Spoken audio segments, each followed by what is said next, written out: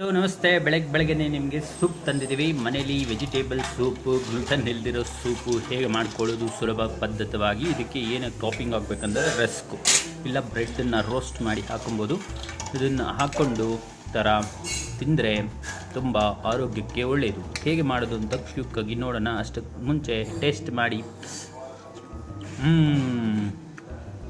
Super ಆಗಿದೆ. ಬನ್ನಿ ಕ್ವಿಕ್ಕಾಗಿ ಹೋಗಿ ಹೇಗೆ ಮಾಡೋದು ನೋಡೋಣ. ಸ್ಪೆಷಲ್ ಆಗಿ ಸೂಪ್ ಹೇಗೆ ಮಾಡೋದು ಅಂತ ನೋಡೋಣ.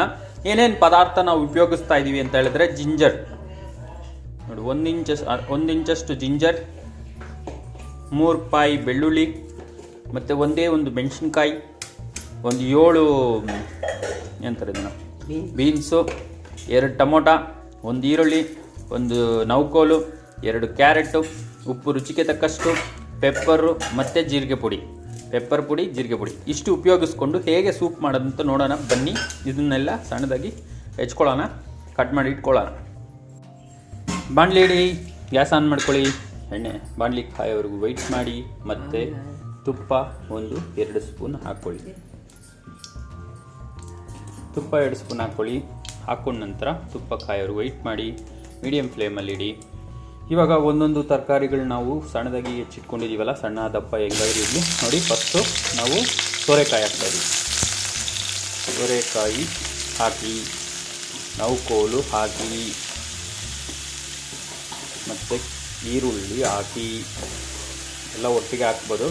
ವೀಡಿಯೋಗೋಸ್ಕರ ಒಂದೊಂದಾಗಿ ಹಸಿಮೆಣಸಿನ್ಕಾಯಿ ಹಾಕಿ, ಬೆಳ್ಳುಳ್ಳಿ ಹಾಕಿ, ಮತ್ತು ಜಿಂಜರ್ ಹಾಕಿ, ಕ್ಯಾರೆಟ್ ಹಾಕಿ.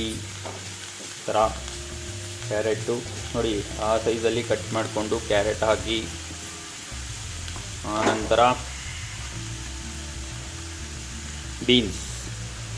ಬೀನ್ಸ್ ತಗೊಳ್ಳಿ.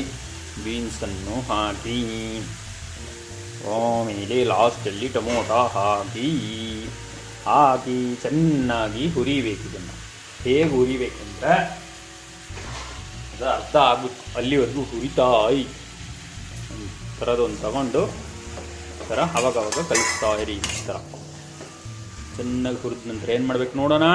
ಅಲ್ಲಿವರೆಗೂ ಚೆನ್ನಾಗಿ ಹುರಿರಿ.